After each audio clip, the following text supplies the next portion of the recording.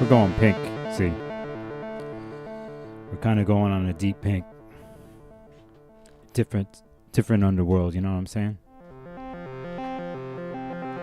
Sometimes it's usually like black and red or something, all black. But today, tonight, wherever you are, whatever time or of the day or night, I got this kinky pink. I got this kinky pink for y'all.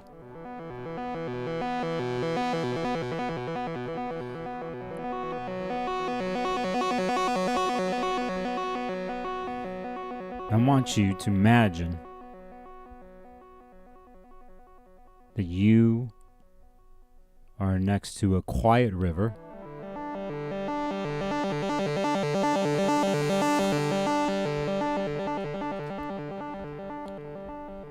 And it's tranquil.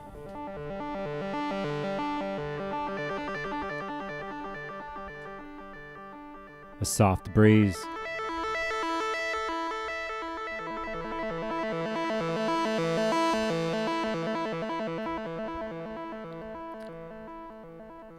And it's clean and peaceful and pure.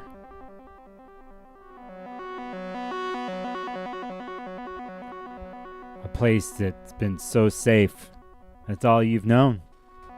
Is this world and land by the river.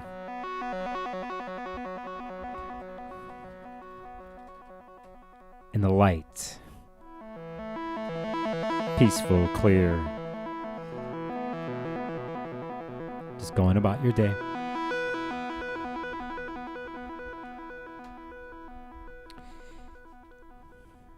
And I want you to imagine this kinky pink sky that rises above all of a sudden while you are sitting by that river. From blue to kinky pink, you notice it. You've never seen it before. There's something different.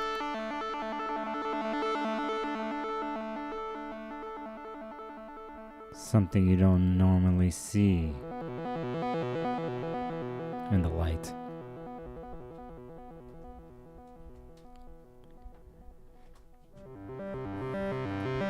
Something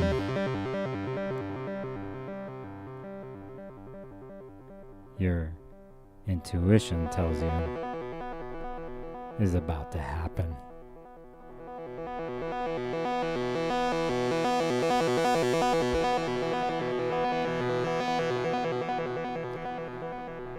And across the river, you notice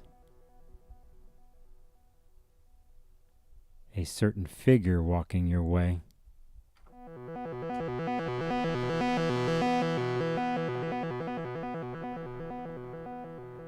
Through the fields of joy, through the flowers of light, you see a figure.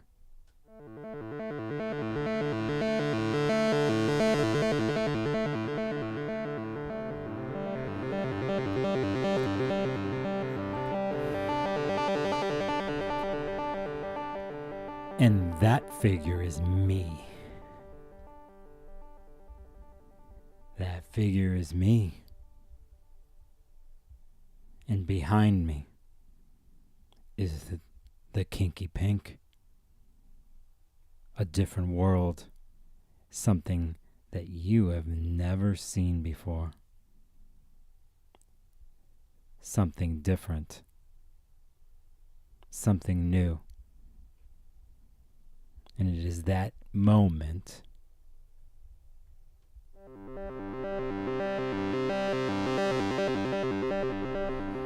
your instincts tell you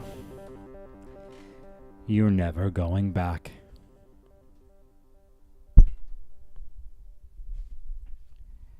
Never going back. So there on the river, we are, you and I, the shadowy figure from the Kinky Pink, smiling,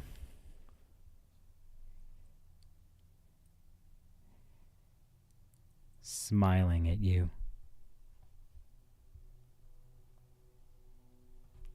holding a pomegranate for you.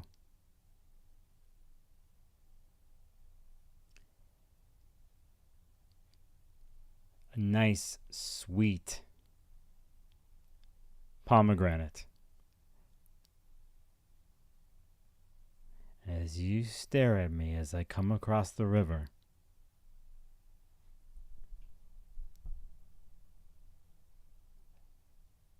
the Kinky Pink engulfs us. And our story begins.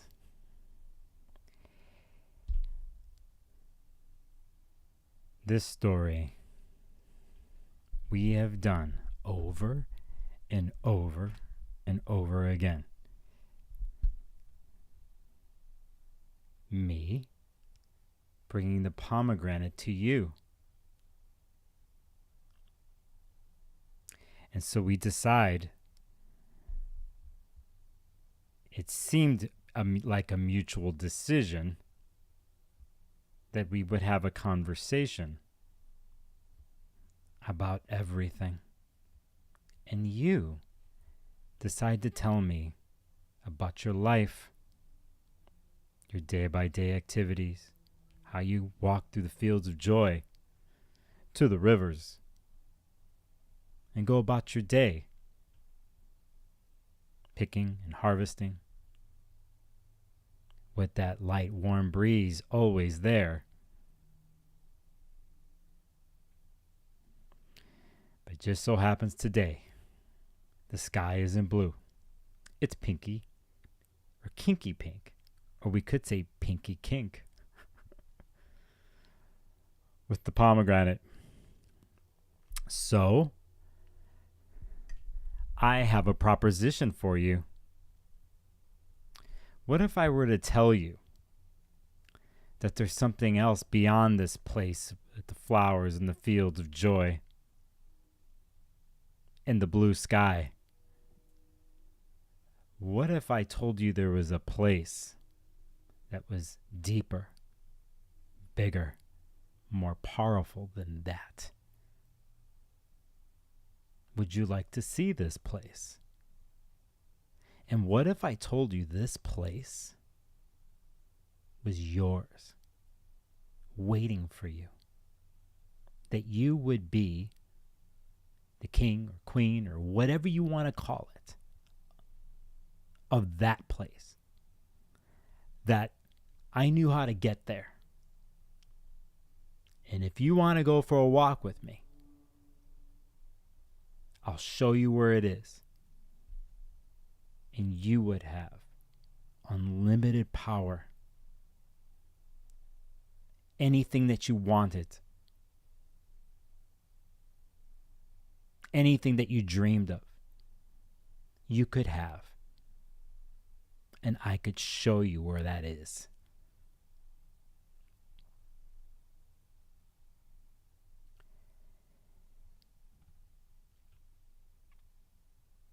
So come with me. Come on, let's go.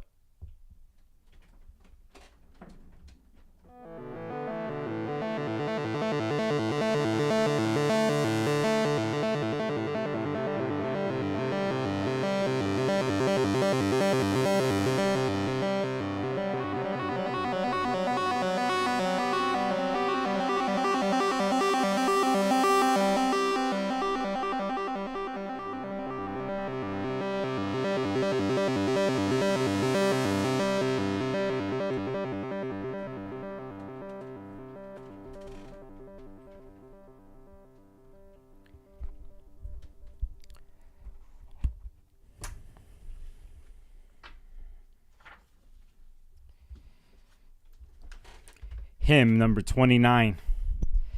The hymn to Persephone. Persephone, blessed daughter of great Zeus, sole offspring of Demeter, come and accept this gracious sacrifice. Much honored spouse of Pluton, discreet and life-giving, you command the gates of Hades. In the bowels of the earth, lovely tressed Praxidike, pure bloom of Dio, mother of the Ennies, queen of the netherworld, secretly sired by Zeus in clandestine union, mother of loud, roaring, many-shaped Euborelis, radiant and luminous, playmate of the seasons. Playmate of the seasons. Revered and almighty, maiden, rich in fruits, brilliant and horned, only beloved of mortals. In spring, you take your joy in the meadow of breezes. You show your holy figure in branches teeming with grass-green fruits. In autumn, you were made a kidnapper's bride. You alone are life and death to toiling mortals. O Persephone, you nourish all always, and kill them too. Hearken, O blessed goddess, and send forth the fruits of the earth as you blossom in peace. And in gentle-handed health bring a blessed life, and a splendid old age to him, her, and they who is sailing to your realm, O Queen, and to mighty Pluton's kingdom. The hymn to Persephone, number 29, from the only Orphic hymn book you should buy. This is the first one you should get. So welcome to your power place and to your kingdom, dear amazing human watching, and welcome to the astrology forecast for this week. I called this Pomegranate Stories because this morning, officially, mathematically, we had a Venus square Pluto aspect that happened at 5:29 a.m. Pacific. It's been building the last week, and it goes into this week. It doesn't go away. And I will give you some of the reasons why, and hopefully you find a vision, or you find some knowledge for you to navigate this week from a Venus perspective. Hold on a second. Got dueling microphones. And that you kind of understand a little bit of a Venus story. And that really, in one way, goes back to a Venus retrograde story that happened here this past year and everything that's happened since then. And now, this past week, we had Venus in Libra touch the South Node. Not the best of places. And it's a place that Mars did several weeks ago. A place that set off conflict in our world that's always been there. It's just to the forefront. We see it. A place now that Venus came to, and there was in one instance in the Middle East, there was a ceasefire, and we think it's all good with Venus in Libra, and it comes towards the South Node, and the ceasefire is broken. That should tell you when you learn astrology and you see things that are considered in better positions or in worse positions, that you take that with a grain of salt, that you learn the rules. You learn the rules, and then you take it higher, that it's more complex than that, that you take into account that there's a South Node in Libra. So, as I've been saying on the last couple of my videos, Venus in Libra is great on paper, and it can be. But it doesn't mean it is great. And it just passed the South Node, and we see what's happening. And now we have a meeting with Pluto. And this obsession, this power manipulation game with Pluto is a major doorway. And depending on your chart or some situation that you're into, it can be highly manipulative. the power play that's involved. And Pluto's throwing down its deal on style and grace and beautiful Venus in Libra. Is it a win or lose situation? Definitely. But I'll take it even further past that. I think Venus compromises here in a way that it shouldn't, because it's used to compromising in negotiations. And Pluto and Capricorn, they may say they want to compromise or they're at the table, but it's not the truth. It's really about gaining as much control or taking as much control back that it's lost this year. So that's one dynamic of a Pluto-Venus square. So saying that, I'm going to take it from another angle with you. I'm going to take it from a place like I started this live stream. You, sitting by the river, amongst the flowers, and me, walking towards you, and the promise of power. And I will take it to another place here. And what if I told you that this week, in the Scorpio part of your chart, that you would have the power to implement the next chapter in your Scorpio story? Focused, passionate, with intention, and that you could have it all. Maybe. It just depends on how you do it. So, we'll go over the transits this week. I'll point out a couple interesting things that happens with Venus this week. There's 3 big things. Venus still in Libra, crossing over into the Scorpio realm tomorrow on Monday, December 4th. And we'll see what happens. And maybe along the way, you could see that powerful vision that you may be able to implement in your life and not feel manipulated or feel controlled, but that you turn the tables. You reclaim that power for yourself in the Scorpionic part of your chart. But you also learn, if you can, to use that power wisely. And you will be tested this week for those directly affected by this transit. Thanks for joining me on the stream. I'll say hi in chat. I think I could split this with the 51 people are watching. I think there's enough in here to do that. So let's do this. Hi,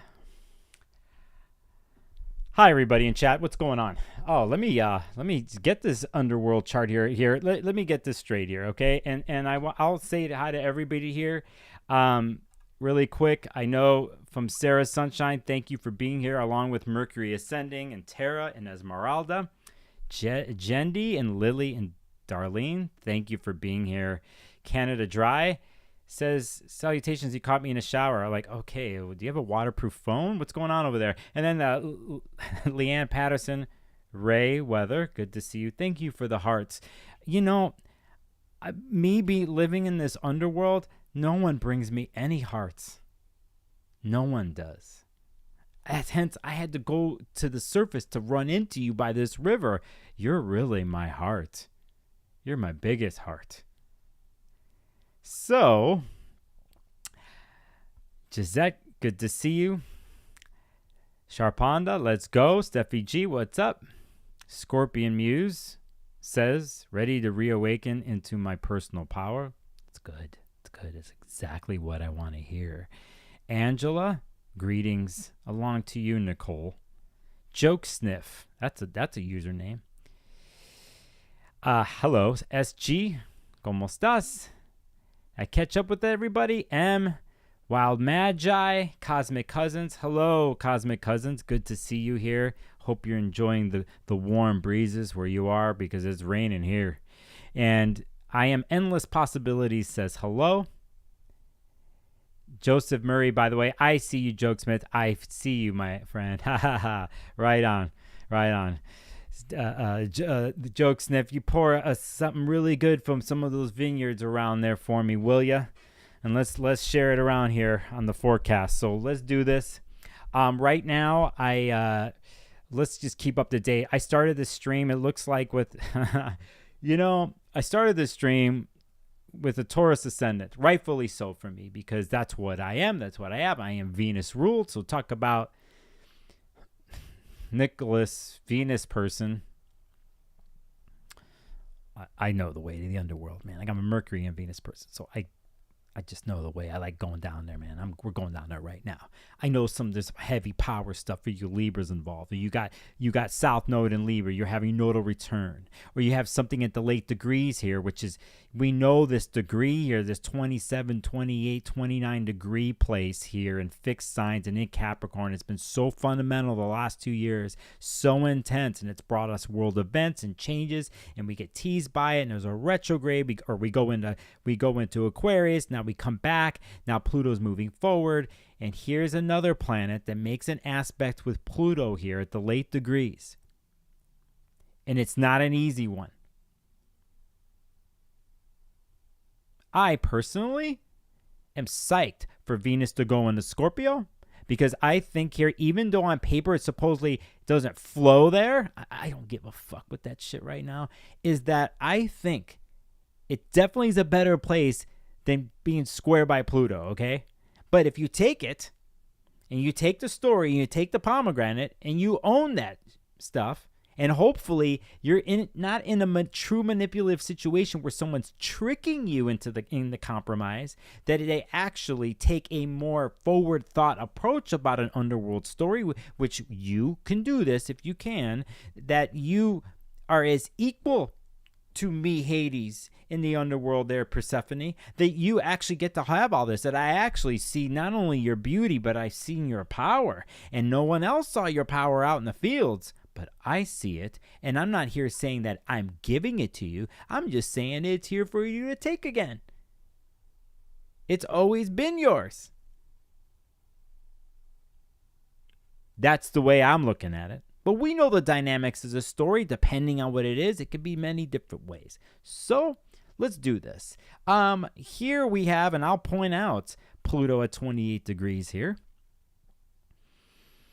You can see at this point here, Venus is at 29, but we know this happened several hours ago, and I think this story continues into the week, and I will say why here when we talk about the next day. Canada Dry, thank you. Every stream, Canada Dry, you throw some money into this tip jar for me, and I really appreciate you. And Canada Dry says, here are the hearts. Oh, thank you. My moon is square Jupiter in my chart. I just really love to give. Yeah, yes, thank you. I will say to remember the boundaries, okay? Just remember that. And actually, part of this stream is going to be talking about Jupiter, and something that we just interaction with, I'll talk about here later. So, Wild Magi says double Libra with Scorpio moon here. God, yeah, you're living the life, aren't you? You know what's up. So we see Venus here at 29 degrees. Okay, got to make sure I'm in this camera still, because do I have to adjust it that way? I do. So there we go. We see the square that happens. It's a 90-degree square, and it was building all last week. You know, you could see here Venus just passed the node. It's still on this story. Not easy. But we see the square. Obviously, I could talk about more of this, but let's just point out something else here of what I'm going to do on these weeklies. We're going to always pay attention to where the moon is, and we see here the moon has been in Leo for the last several days. One thing about the transits right now is anything in fire, like, you know, we got moon earlier trined, all the Sagittarius stuff here, right? But in a sense, we have a little bit of help with this. We have a little bit of help with this Pluto story, just a little bit. It's a little opportunity. And you could see here that because of 29 degrees, that Venus was, 26, 27, 28, that the moon is applying a sextile, fire and air. They get along, the two different languages, but they have a flow, and it's opportunistic. That's a sextile, is part of the day-to-day. So, yeah, can it be heavy? Can it be this power manipulative game obsession with Pluto Venus? There is, but there is something very expressive about all this from a Leo moon type of way, where the discussions and the power plays and the so-called maybe coming to power or being powered over, it's definitely fiery and definitely expressive because of the fire going on in the chart, but because of the moon and Leo. Okay, so let's just point that out. that we are on, I just want to officially say that at 5:29 a.m. Pacific this morning on Sunday, December 3rd, was the official Pluto-Venus square. I'm looking at the chat. Somebody did their version of a pomegranate there, Earth Star. I see that. That's pretty cool. Thank you for that. And we want to point out here that at 7:50 p.m., which is 4 something hours from now when I'm doing this stream, that the moon is going to leave Leo and go into Virgo. So that is today. I want to give a shout out to somebody very special in my life. I don't know if you're watching.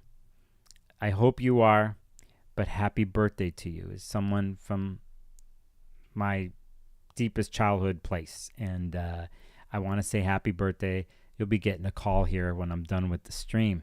So, and it just tells me what your solar return chart is here basically too. So that's interesting. You got Venus, Pluto square, and Mars and Sun. So there's that. Okay. And let's head out and go to the next day. We are going to go to December 5th, which is in the next chapter, I would say, into this, December 4th. And I'm going to move this by the hour. You're not going to be able to see this, but I will do it pretty much. I will do it here. Okay. And you'll see at this point, I got like 11:20 a.m. Pacific, December 4th. And at 10:50 a.m. Pacific on the 4th, we see now that Venus has left Libra and has entered the sign of Scorpio. And hence, our pomegranate story continues. And I personally feel here that with everything that Scorpio's been through the last several years, and even the last 2 months with the last eclipse there, with the Mars-Sun conjunction that happened, with Mercury went through Scorpio, Mars did his thing, and here's Venus trailing up behind. And I think there's a lot of knowledge here, and I think in an underworld story that's happened with Pluto Venus, that I am going to take the viewpoint that Venus here in Scorpio really gets to dial in and be in a certain place of power after everything they've been through. Now, someone could watch this and say that on paper doesn't flow there like Mars does or like Venus does in Libra. And I get it. But considering the chapters of the story, and if you know me by now, you know how I roll this way. If you're trying to watch every week, it's like a story. It's a novella. It's a novel. I mean, isn't it? Our lives are a novella. I want mine to be a novella, novel. I would rather have my life be a like South American soap opera than a Netflix series, okay? I would rather have it be that way because it's dramatic. There's a passion. There's secrets. There's lies. There's deceit. There's euphoria. There's power plays. I mean, that's in every story. But I would rather take the spicier, outside the United States way of making the story happen and get completely dialed in and passionate about everything. Even if it was a meal in front of me that I was going to consume that meal, that I was going to enjoy it for everything that it was made out of worth. I was going to smell it, taste it, everything. I was going to have it. I was going to consume it, have it, mine. When mine, you are mine to the plate of food. So anyway, we have Venus and Scorpio here. And this week is the Venus story. It continues. And as you will see here on the next day or two, what's going to happen. But we have this amazing ingress. For those who have gotten clients of mine, people I've talked to privately, whatever, when we've talked about Scorpio stuff, I didn't really talk about this at times, but I'm springing this on you because of what was intentionally let go of and done during a Mars-Sun conjunction in Scorpio. Venus is going to touch upon this place very, very soon along its transit for the month of December. It has its journey to do. I just want you to take the outlook and the focus and determination of a fixed sign like Scorpio and use it to your advantage. But just be careful because we know how unstoppable Once scorpionic energy starts something, how unstoppable it becomes. It's a water sign. Can you imagine an emotional something that engulfs you, takes you over? It's everything. There is nothing else. And it's not only that, it's including your senses. And it has to do with love and desire, money, assets, and you're just all about it. It's all in. So that's what we're doing here with Venus and Scorpio, coming out of a square with Pluto. If you can harness this and understanding what pacing is, you could really use this to your advantage. Or you can completely lose it and push too hard, too fast. And we will have examples of this week. So there's Venus in Scorpio at 0 degrees. We want to point out, that's all. I'm going to keep it this way. I'm not going to go anything else about this day, okay? But you could see what's building already. If you notice the water parts of the chart, you could see what's happening, okay? Yummy, Venus and Scorpio. Before I go to the next day, I'm going to go to a day here. Let me do something. I'm in a weird mood today, as always. I'm not a different one. I'm not Gemini out of my mind last week. If you noticed this, I'm a little bit more solid. I'm a little bit more just dialed in on you. And I think, and I know that you can do this. And you have my loyalty. I have your back. I see everything about you. You're more than wherever you were just coming from. You will do this.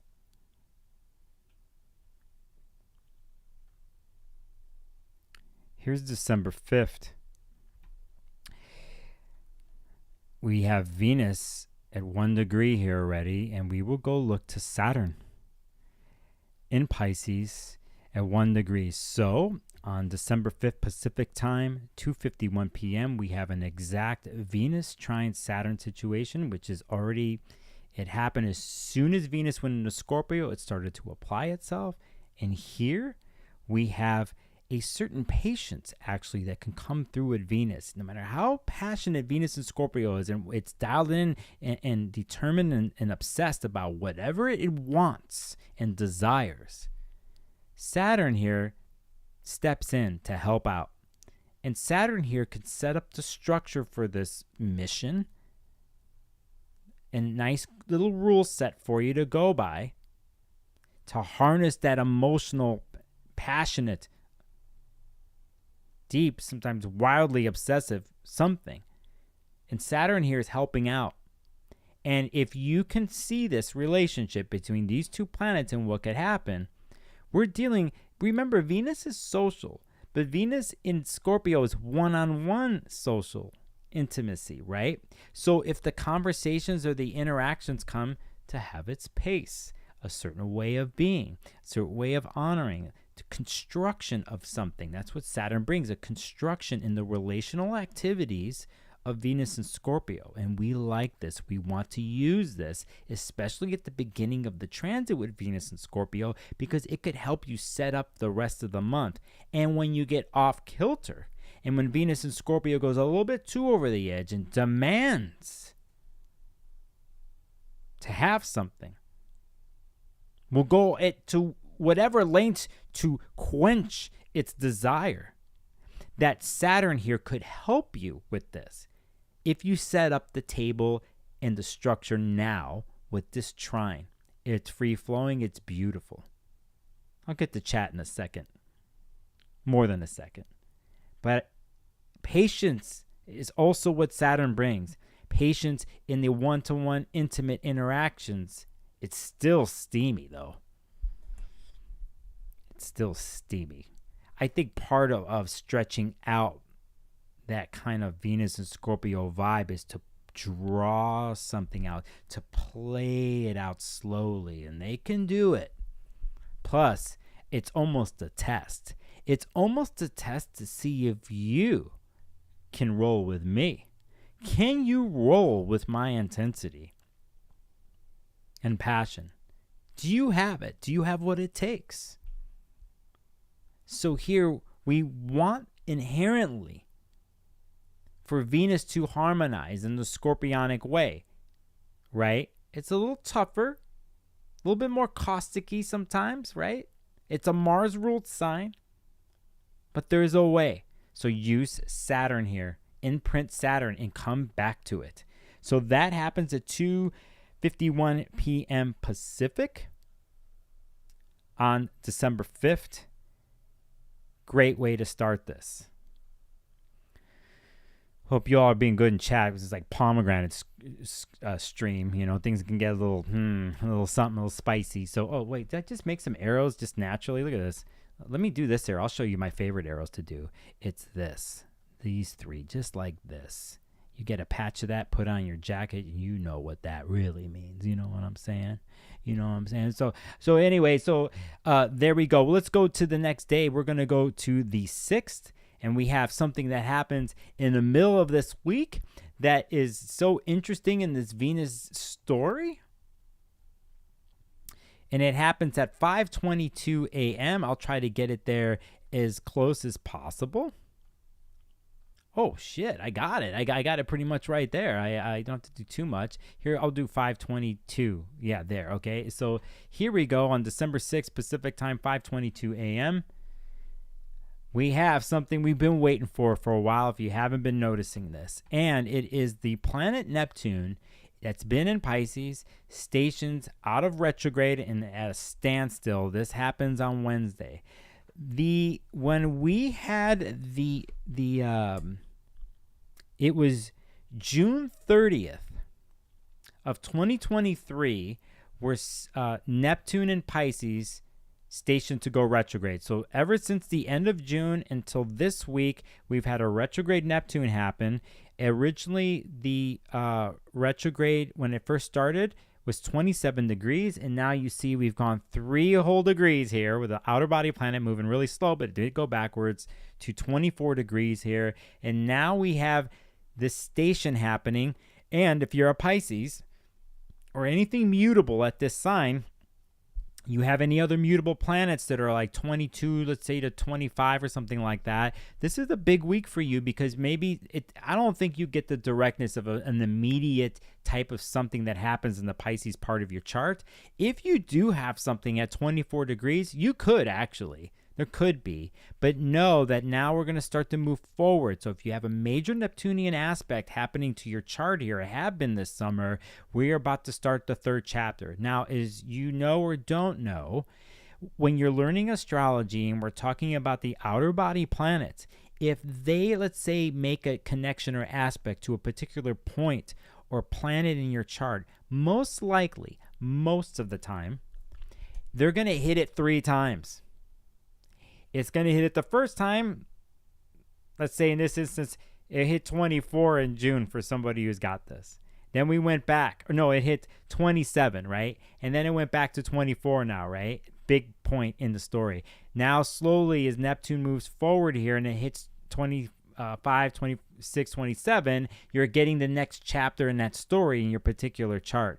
And know that Neptune will go all the way, and I think if I'm correct by this, Neptune's going to go all the way next year till something like 29 degrees and 57 minutes. It's like right on the edge of going into Aries, and it will station and go backwards again.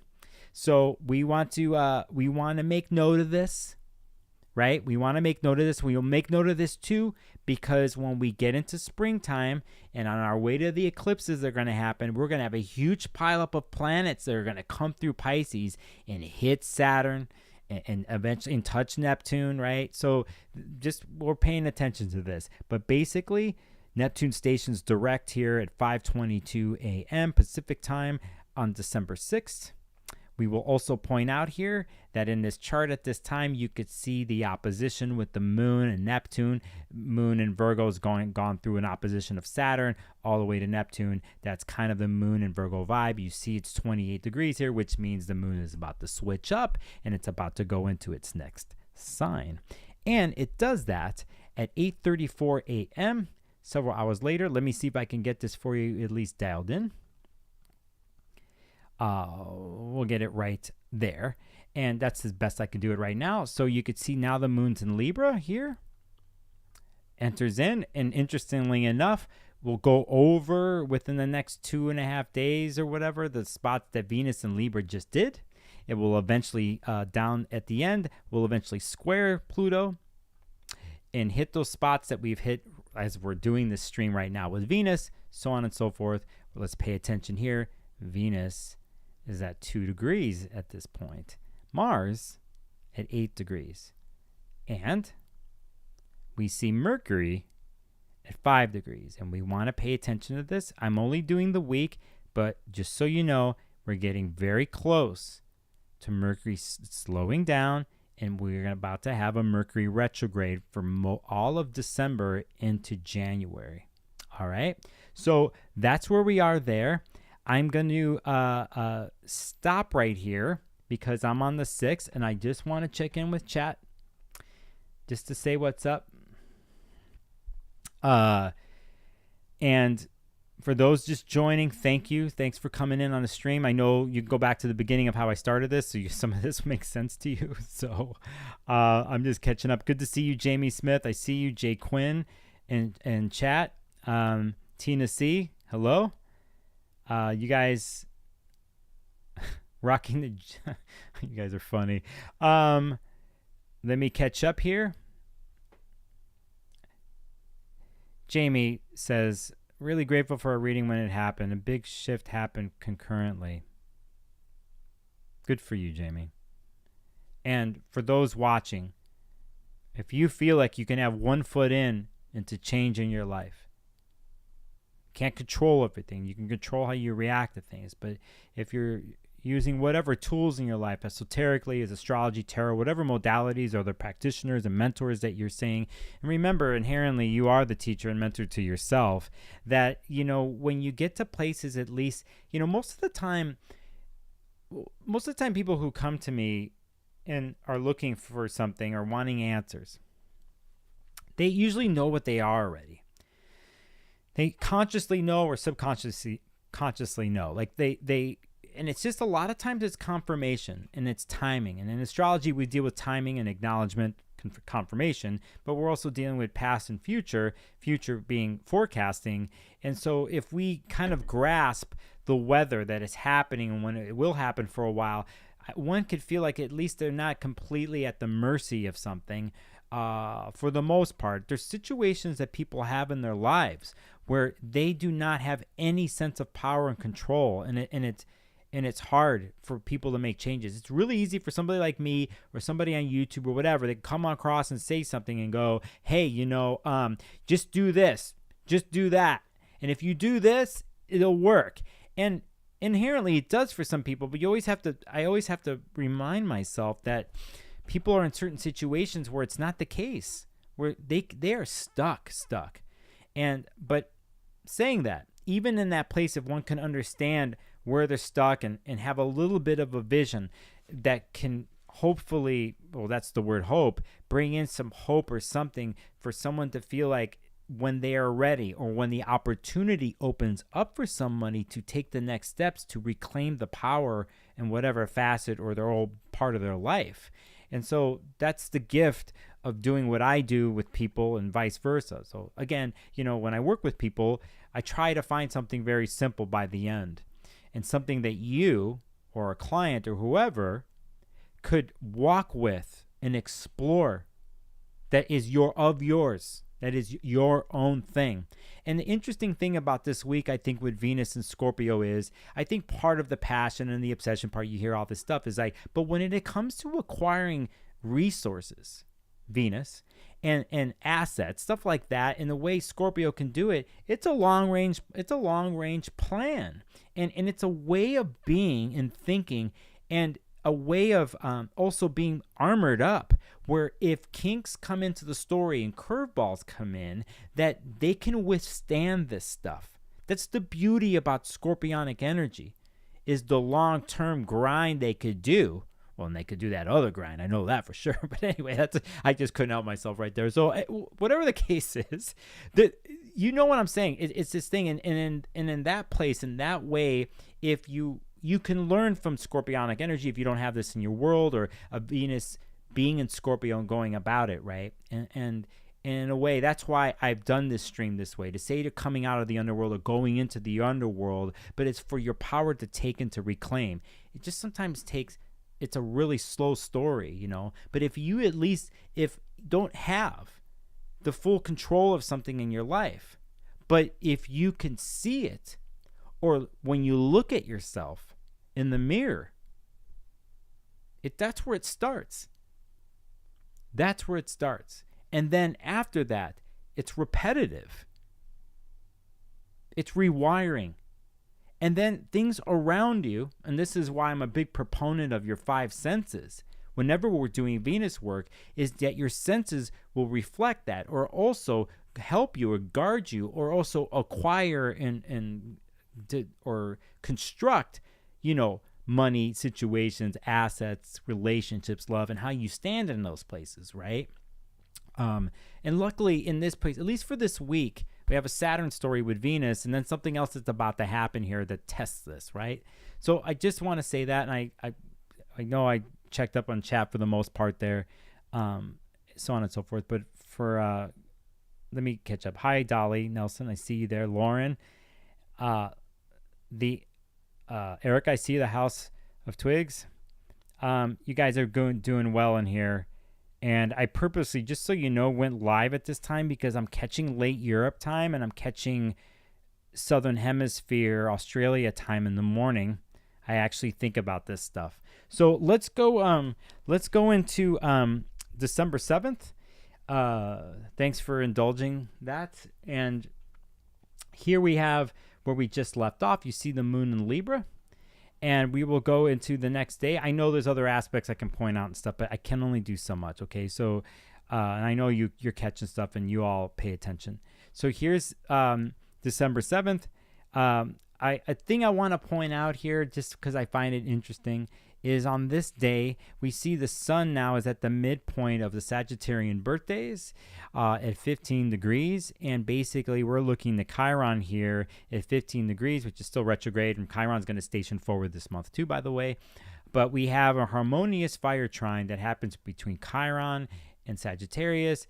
This is great if you're directly affected by Chiron. If, let's say, you're in your late 40s, early 50s, you're having your Chiron return right now, or you're someone who has got a bunch of Aries planets in the middle of the degrees there, who've also been dealing with eclipses the last 6 months, and we have this Sagittarius sun make this great relational vibe with Chiron and Aries to really seek out and philosophize about the wounds that Chiron has been doing, the examination of the wounds in Chiron or in Aries, and the Chiron and Aries story. And Sagittarius brings some hope and buoyancy and optimism to all this, as Sagittarian energy does, but also brings, because of that buoyancy and that expansion, that also brings in new insights and can bring insights to this story. And, you know, and that's the great thing about Sagittarian vibes is it's because of the seeking out and the expansiveness and the moving forward and moving towards something, that we acquire different views and different ways of seeing things. In a sense, that type of storyline feeds into the Chiron and Aries thing here that happens on December 7th. That's officially on 4:11 p.m. Pacific on the 7th. Okay, so something else happens here on the 7th, and we definitely have to point this out. I will move up this chart a couple hours so we get close to it as exact as possible.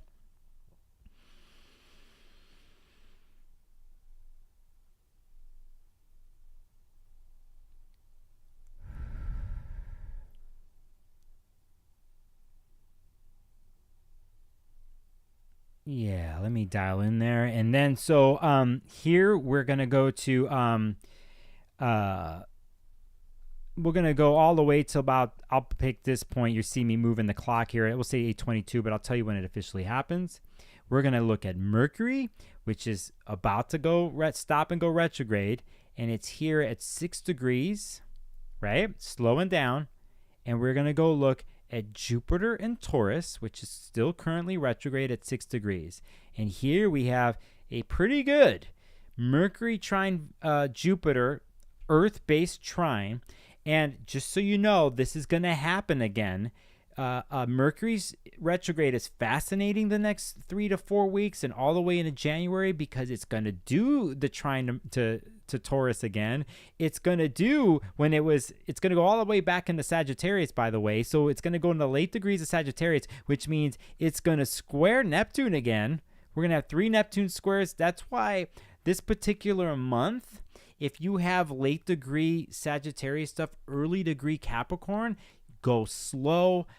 It's the holidays. You got contractual stuff, some messages. It can get all weird. It can get really elevated because of Jupiter and Neptune and touching Mercury at times. But we know a retrograde's coming, and that means we're missing stuff, or stuff that was exaggerated because of Jupiter and Neptune. And we want to pay attention to this in this part of your chart. And by the time we get into the beginning of next year, Mercury will be stationing forward like the first week of January. And then we will go over all the degrees again for the rest of January. And so just pointing this out here, this is a good aspect on paper, this particular, this Jupiter connection to Mercury. But no, when it comes to like Jupiter's ruled by Venus. This is Scorpio right now. We have Mercury in Capricorn that's ruled by Saturn. So we got this interesting, the rulers of this are in water signs. So the kinds of conversations and interactions that are happening with Mercury really deal with emotional security in the end, in my mind, right? And the things that create emotional security or that give us a sense of worth too.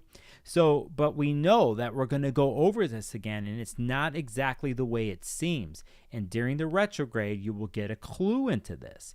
It is the 21st of when we have the winter solstice or summer solstice in the southern hemisphere that we are basically going to have, I think it's the next day on the 22nd, at least where I am, that Mercury will be conjunct the sun at 0 or 1 degrees Capricorn. That will be the midpoint of the Mercury retrograde cycle, which is a sweet spot in the cycle. And it just so happens to be when we do the season change. Okay. So I just want to point this out, this particular situation here, because this is reoccurring and this will be coming back.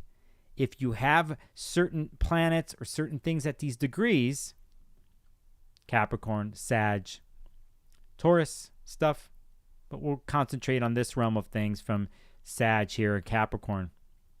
Okay, so let's point that out.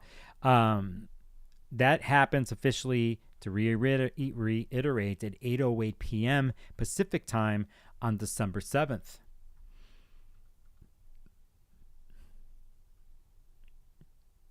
I had a thought come into my mind, but I'm a tease sometimes, so I'm not gonna tell you what that is, and it's for next week's thing.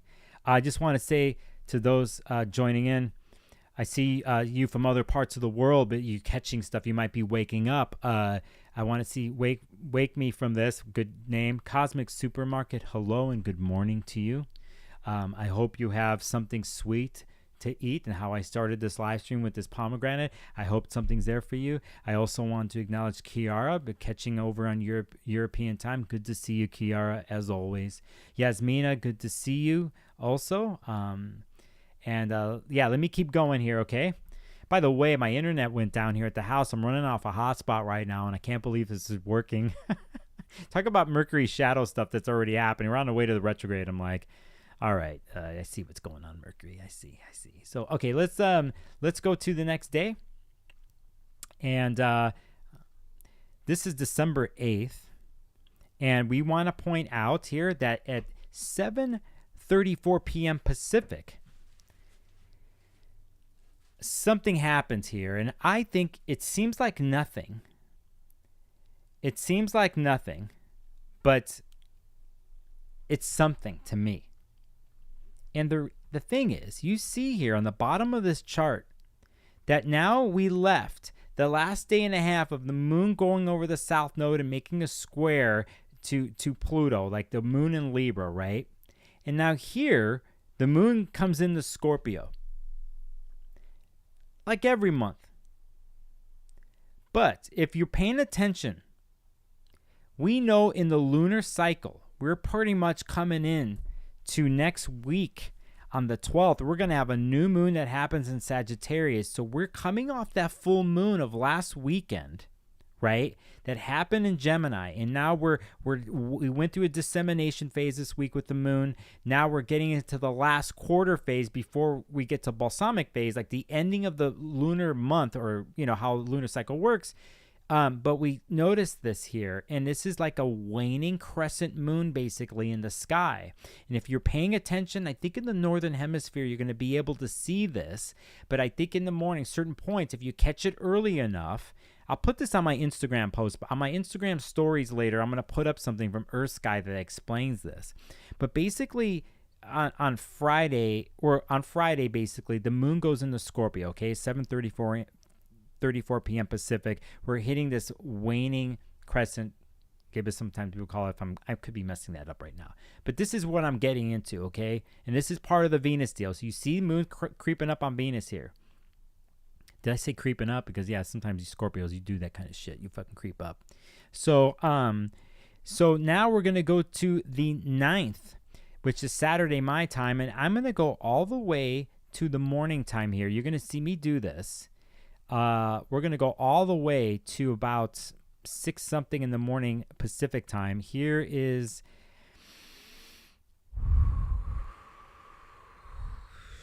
oh my God, I just got it like off a minute. I'm dialed in today with this. So here we can see now at this point here on early Saturday morning Pacific time at 6:23, we see an exact Moon-Venus conjunction. It happens in Scorpio, and you should be able to see this. And then here is a fundamental point of this week, because not only is it visual, for most, it could be visual for you. But here, because of what's happened with Venus, while I'm doing this stream, Venus is with Pluto in this power struggle manipulation story of things are not what they seem, or Venus is sort of giving up because Pluto's putting its power on it, but we want to take that manipulation and control around. We want to do about reclaiming of Venus in your own world if you could do this, and how Venus and Scorpio has done this week. My take on this, right? So, but here we are. Then it did a Venus trine with Saturn, right? And here we are with this conjunction with the moon, and now we're talking about emotional content, but in the end, how we're getting our emotional needs met. And how is Venus and Scorpio getting their emotional needs met? And I'm telling you, they got needs. All you got to do, if you don't know this, is if you ever ran into somebody who's got Venus and Scorpio, and then let's say you got through their vetting process, okay? Let's just say you made the test, you solved several tests, and then they actually decided to take their sunglasses off, and then you actually saw their eyes, and then you made it through that because you saw how stark it was, so how intense the way they looked at you, and then that's when you realize, oh shit, like, I'm in good trouble or bad trouble or both, okay? So then it doesn't matter at that point because you're locked in, okay? They got you locked in, okay? There's no way out now. Now, you can accept that and go all in, right? So let's say you do. And now, Venus and Scorpio are starting to profess themselves emotionally just a little bit. And they need to get their needs need to be fulfilled.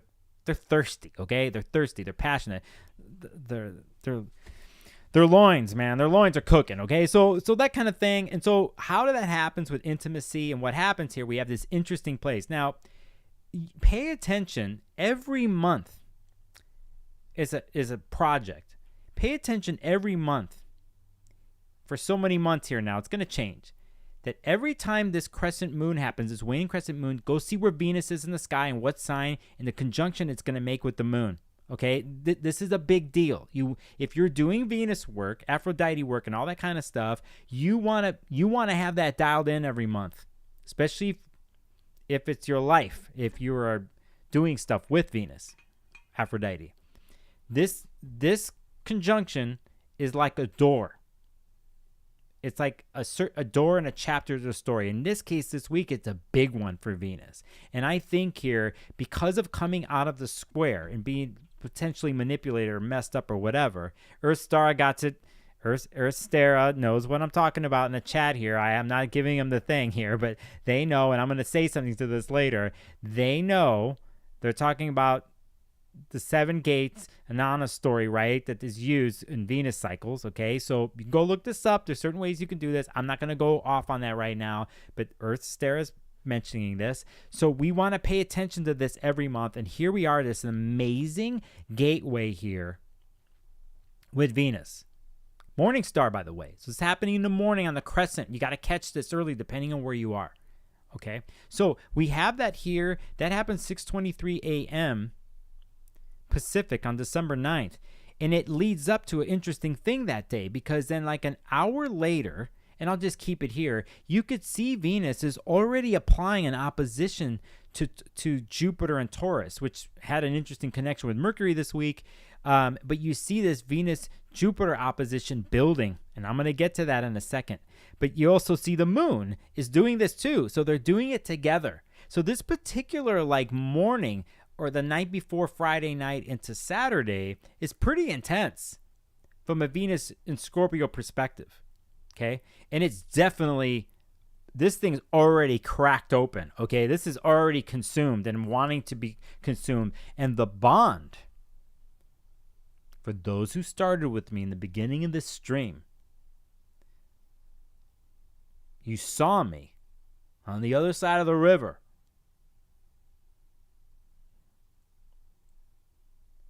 With the kinky pink sky. Holding this. Promising to you that where this leads to something else. This leads to your power.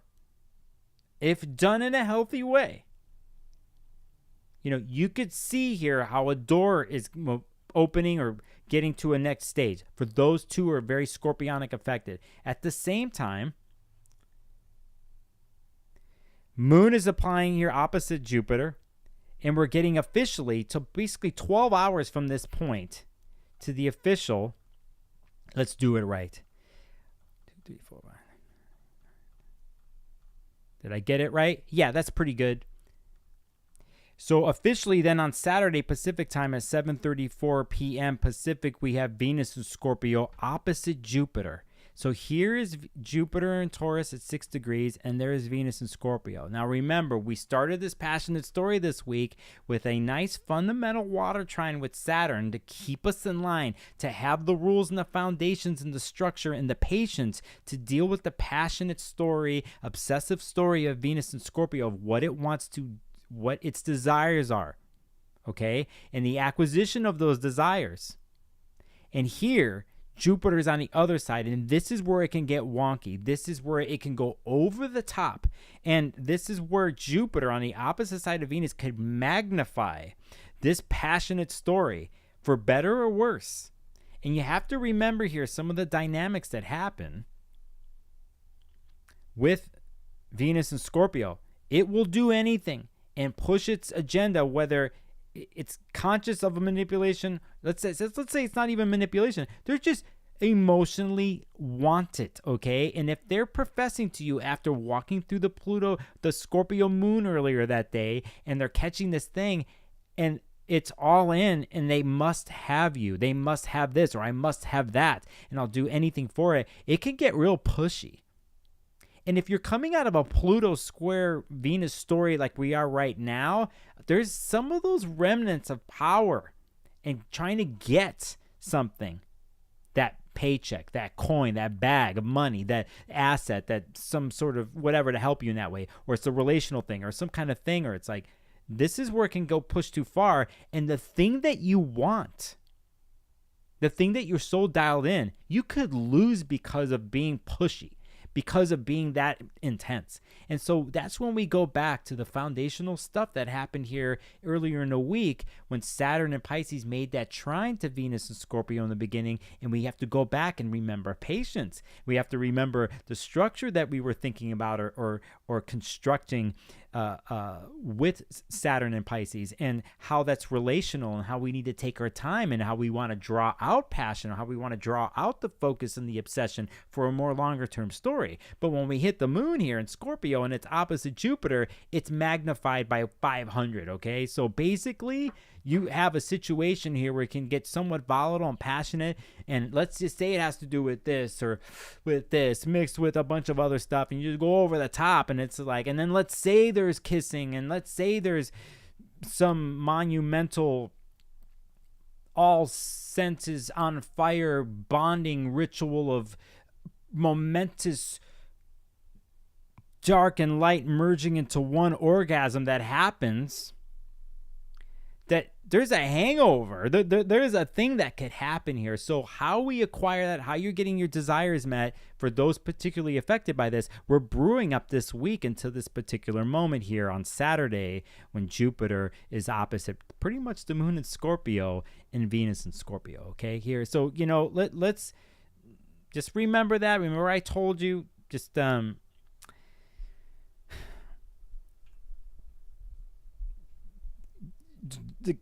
try not to get too lost in the Kinky Pink sky or whatever. It's effing hot though. That's another thing, man. Ooh-wee, it could get hot. I mean, a different way. You got Mars and Sagittarius here too. You know, if you want to bring in Mars here, the ruler, in the sense that the other planet that's ruling pretty much Scorpio here. So, you know, you can see how this goes here. But anyway, we go Scorpio moon through the whole weekend, all the way into it's going to all the way till Monday pretty much. And if you're paying attention here, and I will do a little extra here, you will see that because the moon is in Scorpio, and we talked about a new moon that's going to happen next week in Sagittarius, we're pretty much hitting a balsamic moon phase here by the end of the weekend in the later degrees of Scorpio. And then when we get into Monday on the 11th, early, 3:10 a.m. it is, the moon goes into Sagittarius to get ready for that new moon that's going to happen in Sag at 20 degrees Sag. Mars is involved in that, by the way, so on and so forth. So know the intensity coming this weekend. Use Saturn to help you structure it now, and it's okay to be passionate. It's okay to go for what you want, Venus and Scorpio. I want you to have it. I think you deserve to have it, especially if I'm sticking to my story this week of reclamation of your power. That it's not a pure kidnapping, Hades kidnapping Persephone story like originally it is in the Greek myth. I mean, be real. If you know this story, in a sense, you read one version, it's kidnapping, one version it's a rape story. It's fucked up, man. It's like, it's messed up, Venus Scorpio, with this kind of story. But we take myth and archetypes, we look at them, we bring them in through time and through modern ways of doing, and we can change stories. You know this, it's not locked in. It doesn't mean that completely, right? But we need to know everything about something so we understand a story in general. And I think too here, you know, I think here the thing to know everything, especially these days, because everything informationally is at our fingertips, it's all there. So there's even pressure more to know as much as you can now, because there's too much. Like me, I think I have on two different browsers, on my Firefox and Chrome browsers, I probably have each 200 tabs open on each one. So it's like that's an example. But from the Venus Aphrodite perspective, if it's about a reclamation of power in a Venus story here that is coming out of a retrograde this year, went through some tough times in Venus and Libra here, and as Pluto squaring Venus today as I make this, then goes through an interesting, like if self-taking, like a power and being focused for oneself to creating wealth and assets in the relational life or whatever, if you want to look at it that way, you know, you get to do that, you know, and if you're doing it in a healthy way, it's great to be focused and dialed in and wanting something and to fulfill your desires. You get to have that. You get to do that. It's just you knowing when it goes a little too far, or knowing when someone's trying to control something like that, you know, and you have to gauge that in your own life, or gauge it if you have signatures in your chart to deal with this. but we get the rest of the month. There's more Venus aspects coming away for the rest of the month in Scorpio. But for me, for all the scorpionic work that I do and I have done with my clients over the last couple years, you use this one. And it could be dramatic, but really it's keeping this regenerative Scorpio story going after all the eclipses and the Mars and Sun cazimi that we have, and conjunction that we happen. Here comes Venus. And there's a way to do this. And it might be in secret, actually. Might be underlying. Might be by the weekend when we have Jupiter or Venus with the moon. Might not be so secret. Can't hold a secret. Like, oh my God, I just all of a sudden it's like, I got a crush on you. like, you know, I can't keep it in any longer, right? And it just, you had a glass of scotch with that one, and it's like, forget about it, right? They're going to know. And so, again, you have to gauge this, right? But it doesn't mean, I'm not saying, hey, I'm just saying be careful. Know how to do it. Use Saturn. At the same time, you need to get what's yours. And if you're focused on something in your scorpionic chart, after everything you've been through, you get to go for that. Use Venus this month to do it. And, you know, I will show you something here. I wasn't going to do this, but let's do it. I'm gonna show you something interesting that I think is in one weird way connected to now, okay? It's not going to make any sense, but I'll show you while I do this. Then I'm going to look to chat and then wind a sucker up, okay? So basically, here we're looking at the Saturday, right? I'm going to go a month. Here's January 9th. I'm going to point something out here. We could see that Venus now is in Sag, right? Okay, so it's doing stuff that Mercury's already gone through. You can see at this point Mercury's in late degrees of Sag going over the points from the retrograde, okay? We could see Mars at this point. This is January 9th, 2024. You could see Mars is in Capricorn, and you could see it where Pluto is, right? Okay, good. Let's just make a point here that on December 30th, 2023, Jupiter will be stationed forward out of its retrograde cycle. There will only be one planet left that needs to move forward, right? And that is Uranus. Here in the beginning of January, it's still retrograde. It's the only planet left, by the way. So, okay, let's say that. And then we're going to move another month, okay? And you're sticking with me here. Now, let's actually go. I was gonna save this for next month, but where am I? Okay, that's good right there.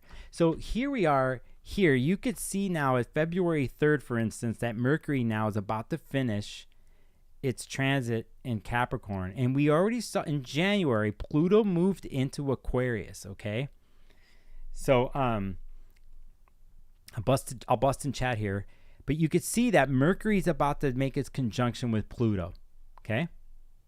Let's do it. Oh, this annotator I have is driving me crazy. Here's Mercury, Pluto on February 5th. You see Venus now speeding up in Capricorn to Mars in Capricorn, right? We're going to go day by day. And you can see now the moon. We have a new moon that's about to happen here in the first week and a half in Aquarius, right? It's a big deal. But now we're looking at where Venus is, closer to Mars, right? This is all happening morning stars, by the way. So we're going to keep going here. Now you could see here that Mars is at 29 degrees here, February 11th, where Mercury was not too long ago, where it's about to meet up with Pluto. Okay? Here is a Mars-Pluto conjunction that happens in the first degrees of Aquarius here on the 13th. And it just so happens it passed on Valentine's Day the 14th here. And you see what Venus is doing. Now Venus is about to do this, about to go through Pluto, a total underworld thing that's connected to now in the weirdest of ways, right? And then Venus does a conjunction with Pluto here that to me has signatures to now because of the Venus square Pluto while I'm doing this stream, right? And then this Venus in Scorpio deal that we're doing, okay, this week. And if we keep going, we notice now that Venus is getting faster and faster. And then by the time we hit here on February 21st and 22nd, you could see the exact Venus-Mars conjunction that happens in Aquarius right here. See that? Yep. And then if we talk about this week that I talked about earlier, right? Where Jupiter is in the sky, make a note. Mars-Venus conjunction in Aquarius at 6 degrees, March 21st, 22nd. We're going to go back to right now. We're going to move up by the day to the Saturday that I talked about when we have the exact opposition of Jupiter here at 6 degrees Taurus, 6 degrees Aquarius.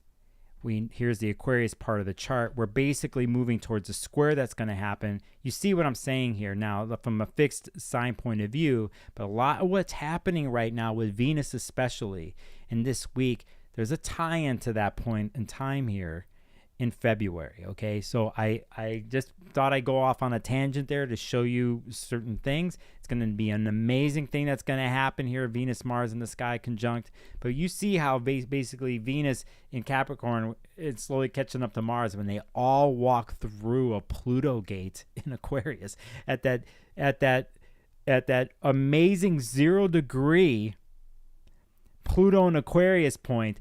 Mercury, Mars, Venus walk through that portal. Okay, so that is an amazing series of just transits that happen, and they all lead us up to major eclipses in the spring and the major Jupiter-Uranus conjunct that happens. Way too much. I'm already making a forecast for next year by doing that. I'm going to shut the hell up. And I don't know if I'm going to do that, by the way. I thought about doing a yearly forecast, and it's a lot. And you're not going to see me do one for each sign, that's for sure. But it possibly could do one, right? And cover the major stuff. But I want you just to see how important this Venus week is in this month with Scorpio, okay? So I'm going to get the chat. I already see somebody in chat that I am so happy to see here. The BB blog in chat said, I made it in spite of myself. You made it, baby. You made it, and you are here. It is really good to see you. It's really good to see you, okay? And I'm glad you're here. Okay, so I'll catch up with chat. So, saying that, if you're in the Northern Hemisphere and you go to the damn Trader Joe's or wherever you're going to go, pick yourself up a pomegranate this week. Consider it a gift from me to you. Go back to the stream in the beginning. You'll see what I did. And picture yourself in that story. I'm not here to kidnap you. I'm not here to take something from you. I'm here to remind you. I'm here to remind you that you're made up of the light, but are you made up of the dark too? And they're just as solid with each other. You need both. And sometimes you live in the dark and you find and walk the shadows there, and you find treasures to help yourself when you're back into the light. And you do this every year.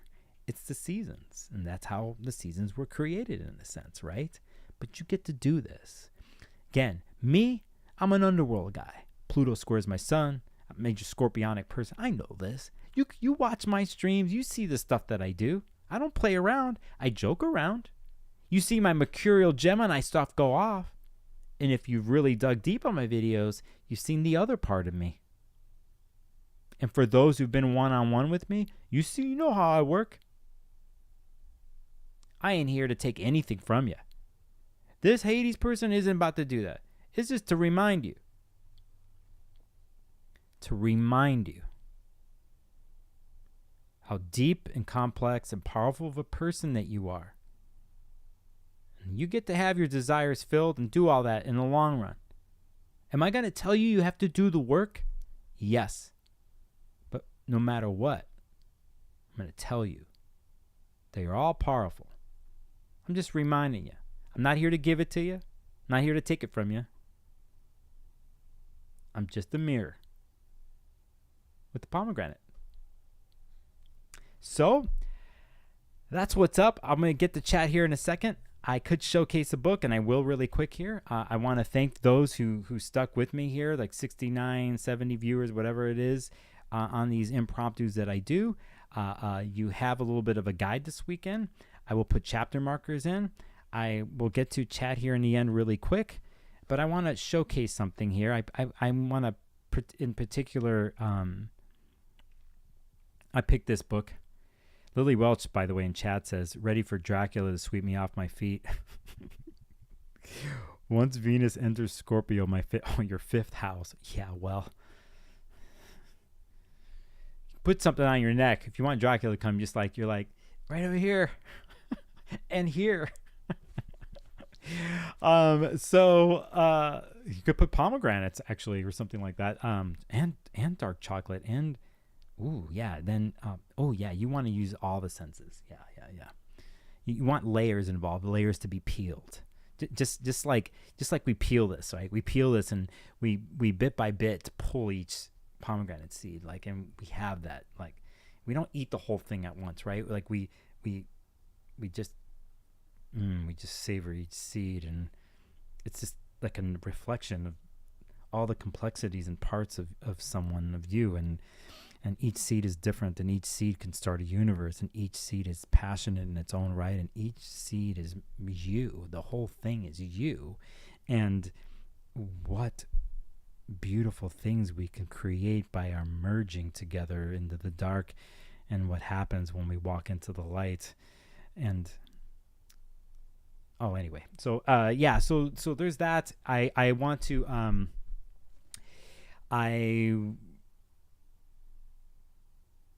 gonna pull a book here. This is called MythAstrology by Raven Kaldera. Now, Raven, they have written a lot of books in like the pagan realm of things, right? And they it's a fascinating individual, his influence. But this book in particular, I've had on my shelf, and I don't know if you could find this version anymore. Like, I'm gonna put the link up here where you can catch this, but they basically go through every planet and sign, right? And like, they start with the sun. You could probably see it here, like the sun in Gemini, and they pick a story. Like in this case, they pick sun in Cancer and then related it to Demeter, Demeter's story, right? Sun in Leo with another myth. Each one, it actually goes through each planet and sign. I went to go look at what they picked for Venus and Scorpio, and it was Inanna. Surprise, surprise. And I will just read you a couple bits here. It says, Inanna was the Sumerian queen of heaven. For those of you who don't know, you should definitely research the Inanna story. And I'll pull another book up for you to do research here in a second from a more Jungian archetypal way of looking at it. But it says she was the goddess of the morning and evening star, i.e. Venus, and also the lady of the storehouse, queen of fertility and war, and goddess of love. Although Ishtar and Inanna are considered to be culturally variant versions of the same goddess, I have chosen to separate them in this book and use Ishtar to symbolize those parts of the twin goddesses' natures, which are Leo, from a Leo perspective, and Inanna to represent those that are scorpionic. And so the essential story of Inanna's myth is her journey down to and back from the underworld, and it is the Venus and Scorpio story, because Venus and Scorpio is never satisfied with anything but the deepest experience. And it goes on and on. I'll throw this in chat. Fascinating, great book. And you'll go research this author and you see what I'm really talking about. But let me throw these in chat for you. And it's something I'll be doing tonight by myself. I got some stuff to do, and then I'm going to wind up my stream. Here is here's my book. This is an affiliate link from my bookshop.org here. And that goes there. The book cover is going to look different than the one I have there. If you want, I will give you the Amazon version, just so you know, if you use these affiliate links, they help my channel. They're connected. I get a little bit. The bookshop.org gives me such a better cut. You're going to pay more, but you're pretty much buying from an independent bookstores on there. And so that's why I put that one first. There's that. I will also put the link to, if you want to buy the Orphic Hymns book, it's there in chat right there. Okay. And then I'm going to get to chat and say hi and finish up stuff. I see Grateful Gale say in chat there. So there's that. I also will actually, why didn't I do it this way? Let me wait a second, Nicolas. I will show you here.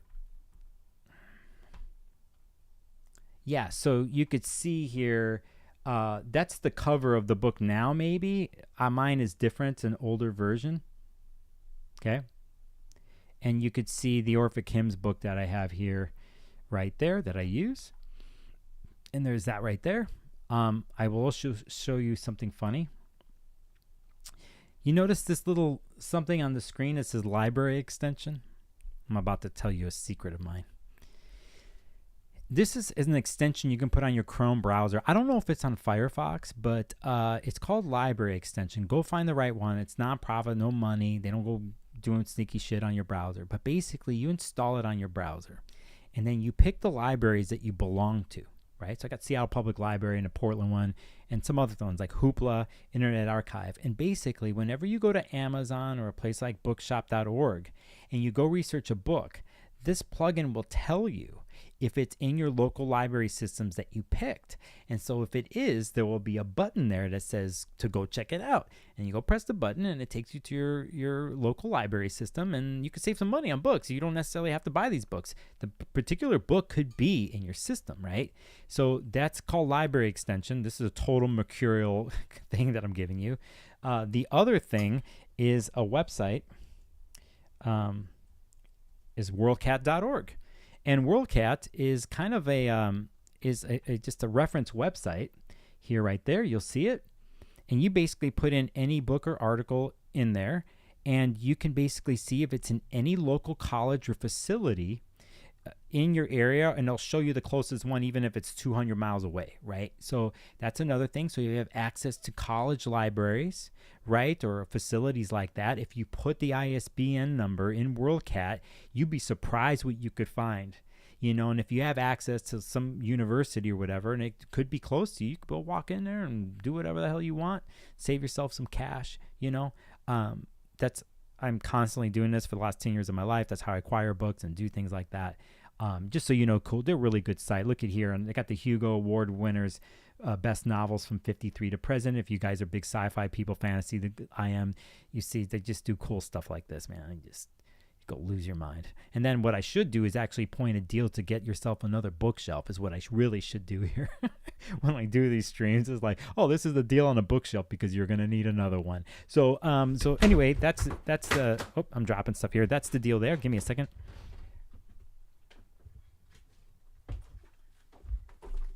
I also will do one more thing here to help out a couple pals of mine. And a lot of what I'm doing here is using calendars and planners from Honeycomb. If you don't know that, let me see if I can...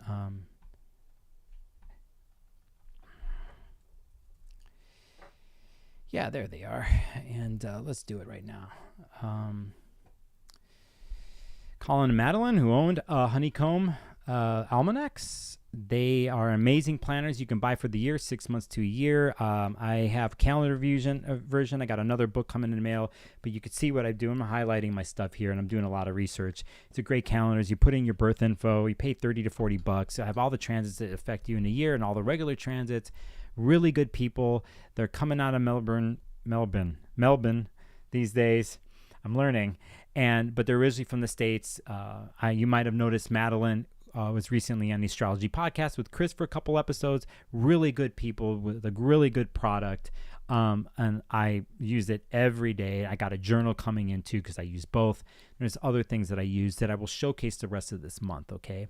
If you find me on Instagram, please find me on there because I post stories. I think in the next week I'm going to be showcasing people that I want to promote from a small business angle that I think would be nice for you to know about, and hopefully you would purchase what they make and things that I have acquired over the last year from that perspective, and to support. And some of the people I've mentioned on this stream before, like Hermes Savalas.com. I could put that right there. Let's see. There is she is right there. She's got her apocryphal things. There's tarot card readers I'm about to showcase. I'm going to showcase people from who have businesses in Portland here in the next week. all that. So please follow me on my Instagram, Sparkles of Gold. You'll see me doing that. That's my way of, in a sense, reflecting and giving back to expose people who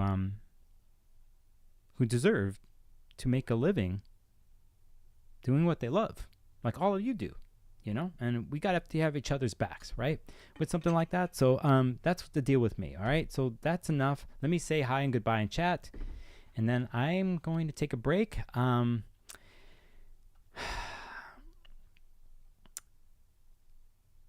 see you all are doing good. Grateful Chaos. Some of these usernames are so dope.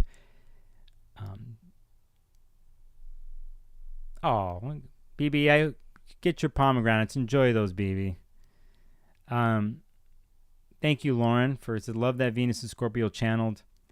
And you see the links. I'm catching up. And you're welcome, Darlene, for the book links. As always, I'm available for one-on-one sessions. I will tell you that I'm taking some big breaks this month because I need to. I've been very busy, and it's time for me to. I'm not going to have as much availability, but there's some dates there if you look. What else am I doing? I'm going to be working on some new videos finally to catch up. My Patreon members are probably going to get a 3 Questions podcast pretty much posted by 9 o'clock tonight. The next episode of my 3 Questions with an Astrologer podcast, I'm pretty much done with it. My Patreon members will get it tonight. And what else do I have going on? Lots of books I have to read and I want to review. And I need to take care of my health, and I'm going to do that. I have other projects I need to finish the next week and a half.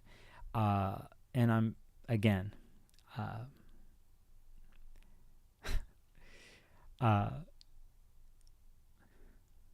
extremely grateful and extremely lucky to be living the life that I'm doing. You get to see a lot of me. I have my personal life that is, no one gets to have that, and there are reasons why. And I have to have good boundaries, and I have my challenges, right? I do. And but today, this week, and whatever, I'm like, all right, I just did some major things in my life the last 3 months that I thought I would never do or could pull off, and I did it. And I'm going to give myself a little bit of a break. This place is a mess. I have new gear. I have new visuals I need to figure out. I have other things to make these streams better, and I need to give myself the creation time for that. I mean, even last night, I had a piece of musical gear that I acquired that I was able to get, and I just lost myself for 2 hours last night, 3 hours, and it made me very happy, and just to be in that place. And so there's that, and I got to have more of that in my life again, which also, brings more from the idea perspective and the expression perspective from me.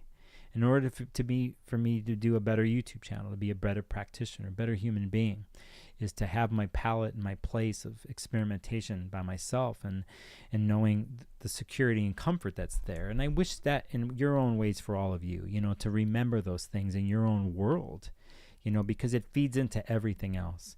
And we're constantly having to chase after things. And a lot of times we need to remember that there is no chase per se. It's just, it's more about standing still and recognizing yourself and the things that you already have, right? And tapping into those things again, or in a different kind of way. And for me, being a Venus-ruled person, I'm always paying attention to Venus and Aphrodite, and I came across with my pomegranate stories this week, and I believe that they are. But even on a personal level for me, it's a thing of like, I know how important living through my senses is. And to know the stages of time of when they're on fire, when they're chill, when they're in a brewing place, and to have my senses engaged in certain ways. And so got to get out of the camera and the screens, and got to go for that walk. And when it's stormy outside, and it's rainy and it's muddy, that I need to smell the mud, and I need to walk in the dark. And my heart flourishes Not saying it doesn't in the summertime, but I'll tell you, when I'm walking at night, or it's twilight and I see the crows going to wherever they roost, and the change and the winds coming, and the rain in my face, I'm at home. It's there where my heart swells. So that's what I gotta go do here for a little bit.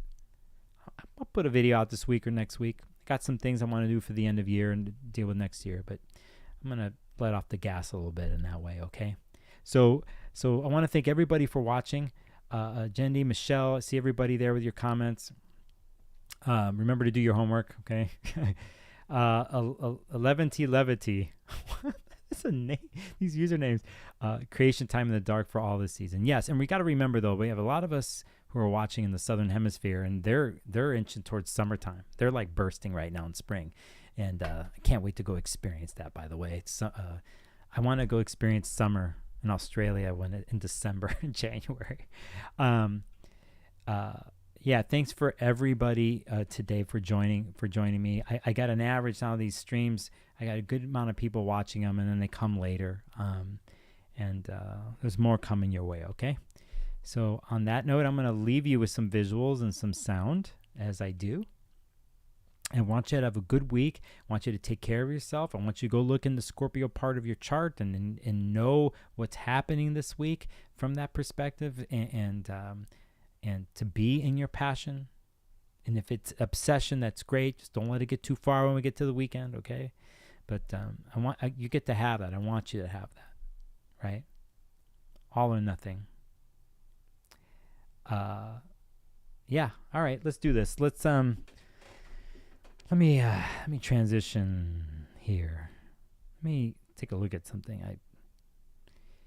This little guy. I think I crack it open, right? I got my knife. I can get trouble for doing a knife on air. Maybe I will. I got to be careful of this. But I'm going to crack this thing open and have a bite.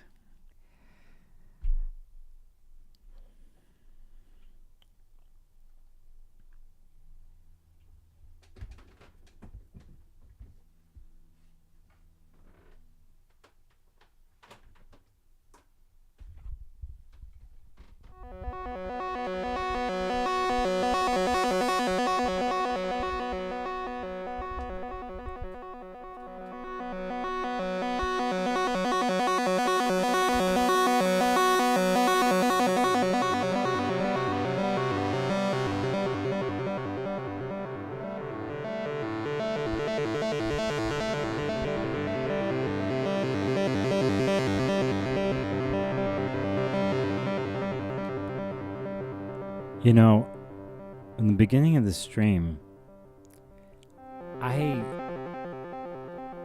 set up a scenario that you were down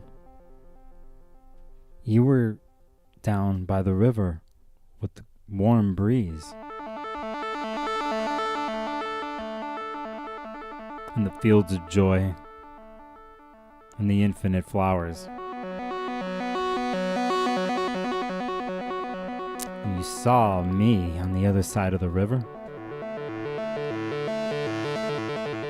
with the kinky pink sky behind me, with a pomegranate in my hand.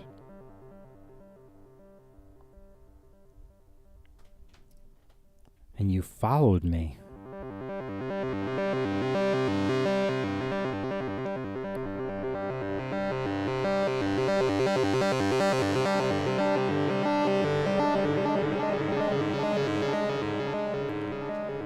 You followed me.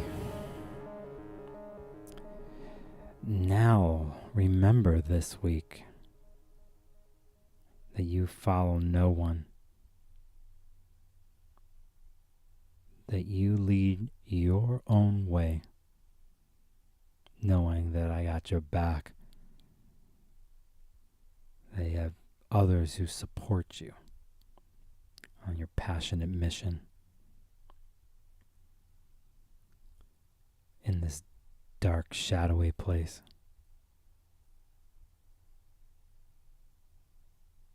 Your place of power. intention, focus.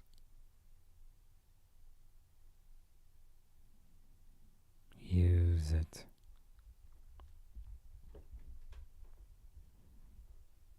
Focus it. And follow your desire.